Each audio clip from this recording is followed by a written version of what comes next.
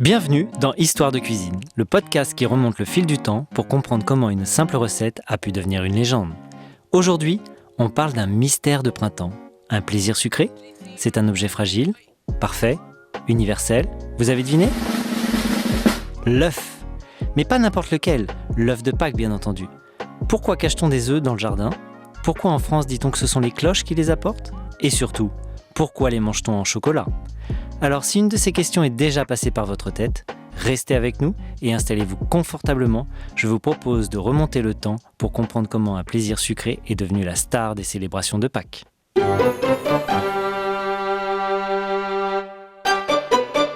Pour comprendre d'où vient l'œuf de Pâques, il faut remonter très loin, jusqu'au Paléolithique, à une époque où il n'existe ni église, ni cloche, et bien sûr aucun chocolat. Imaginez des chasseurs-cueilleurs avancent dans la savane africaine. Au détour d'un chemin, ils découvrent au sol des œufs d'autruche. Lourds, ovales, fragiles et pourtant étonnamment solides. À l'intérieur, une réserve de vie et de nourriture capable de nourrir plusieurs personnes. Très vite, l'objet fascine autant qu'il nourrit. Certains œufs sont vidés avec soin, percés d'un petit trou pour en extraire le contenu, puis conservés. On les polit, on les transporte, on les grave de motifs géométriques.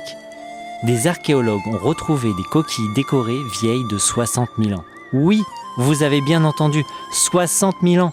Bien avant les pyramides, bien avant l'écriture, l'être humain avait déjà pressenti que cet objet clos contenait un mystère.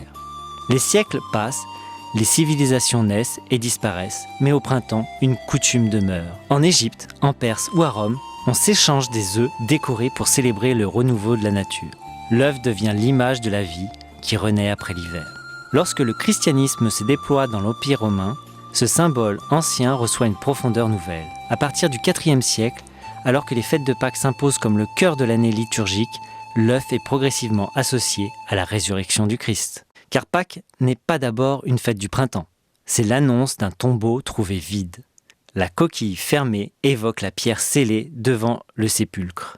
Et lorsque l'œuf s'ouvre, il devient l'image d'une vie qui surgit là où l'on pensait que tout était terminé. Dans la foi chrétienne, la résurrection n'est pas un simple retour à la vie d'avant. Elle est passage, transformation, victoire sur la mort. L'œuf, silencieux et opaque, devient ainsi une catéchèse miniature. Ce qui semble clos peut devenir une promesse. Au Moyen-Âge, cette théologie s'inscrit concrètement dans le quotidien des fidèles. Pendant le carême, 40 jours qui rappellent les 40 jours du Christ au désert, l'Église invite à la sobriété, à la prière et au jeûne. On s'abstient de viande et longtemps de produits issus des animaux, dont les œufs. Ce temps de privation n'est pas seulement alimentaire, il prépare intérieurement à la grande fête pascale. Mais pour les poules, elles continuent de pondre.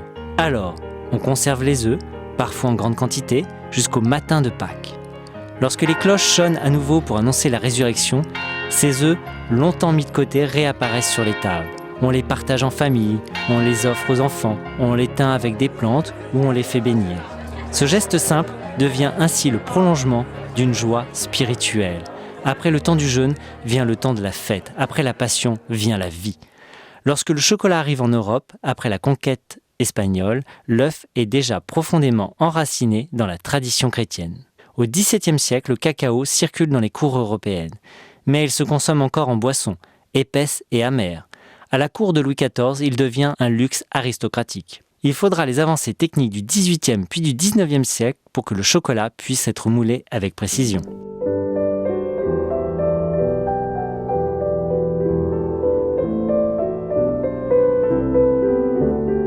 En 1828, Conrad Johannes van Houten met au point une presse qui transforme sa fabrication. Les chocolatiers commencent alors à créer des formes creuses et l'œuf, déjà chargé de sens, s'impose naturellement.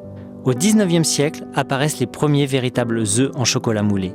Peu à peu, la tradition religieuse se double d'une dimension gourmande, puis familiale. La chasse aux œufs dans les jardins, les surprises glissées à l'intérieur, les vitrines spectaculaires des chocolatiers, tout cela s'ajoute sans effacer l'origine. Derrière la fête demeure le cœur du message pascal. De la savane préhistorique aux célébrations chrétiennes, des coquilles gravées aux œufs en chocolat, l'humanité n'a jamais cessé d'associer cet objet fragile à l'espérance.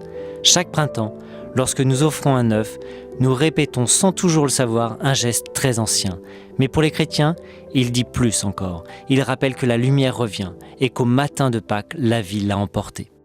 Mais vous allez me demander, que viennent faire les cloches là-dedans ? La réponse est simple et pleine d'imagination. Car en France, et dans quelques pays européens, les œufs ne sont pas apportés par un lapin, mais par des cloches. Tout simplement parce que dans la tradition catholique, les cloches des églises se taisent du jeudi saint au dimanche de Pâques. Le jeudi saint marque le début du Triduum pascal, qui commémore la passion et la mort du Christ. Par respect pour ce temps de deuil, les cloches cessent de sonner. Le silence s'installe dans les villages. Et pour expliquer ce silence aux enfants, une légende apparaît dès le Moyen-Âge et se popularise surtout à l'époque moderne. On raconte que les cloches partent à Rome pour être bénies par le pape et qu'elles reviennent dans la nuit de Pâques. À leur retour, elles carillonnent à toute volée pour annoncer la résurrection. Et dans leur sillage, elles laissent tomber des œufs dans les jardins. C'est une manière poétique d'expliquer à la fois le silence liturgique, la reprise joyeuse des sonneries et la tradition des œufs offerts aux enfants. Cette histoire des cloches est surtout répandue en France, en Belgique et en Italie. En Allemagne ou dans les pays anglo-saxons, c'est une autre figure qui domine, le lièvre de Pâques. Symbole ancien de fertilité printanière, il deviendra plus tard ce fameux Easter Bunny, lapin de Pâques. Deux imaginaires différents, mais toujours la même idée. Le printemps revient, la vie reprend, et quelque chose arrive du ciel ou des buissons.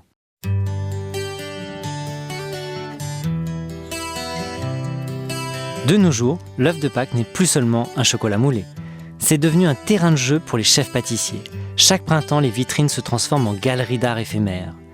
Les œufs se parent de textures, de couleurs, de reflets métallisés. On joue sur les origines des cacaos, sur les contrastes entre l'amertume d'un grand cru et la douceur d'un praliné maison. Certains chefs les sculptent comme des œuvres architecturales. D'autres les garnissent de ganaches infusées, de caramel coulant, de fruits confits, d'épices inattendues. L'œuf devient technique, création, signature, mais au fond, le symbole reste intact. Offrir un œuf aujourd'hui, ce n'est plus seulement célébrer la résurrection ou le printemps, c'est partager un moment, créer une surprise, provoquer un sourire. Du rituel antique au dessert contemporain, l'œuf de Pâques raconte toujours la même chose, le retour du printemps et le plaisir simple de transmettre quelque chose de doux. Merci d'avoir écouté cet épisode d'Histoire de cuisine. Aujourd'hui, nous avons traversé les siècles, des rives du Nil aux tables médiévales, des cours royales aux ateliers des chocolatiers, un simple œuf, une coquille fragile, et pourtant un symbole qui n'a jamais cessé de renaître.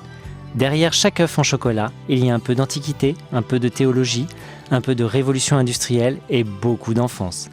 La prochaine fois que vous casserez la coquille, peut-être entendrez-vous l'écho discret de toutes ces civilisations qui, avant nous, célébraient déjà le retour de la lumière. Si vous avez aimé ce podcast, n'oubliez pas de laisser un commentaire et de le partager autour de vous. C'est ma meilleure récompense. On se retrouve très bientôt pour un nouveau voyage gourmand à travers les secrets des recettes.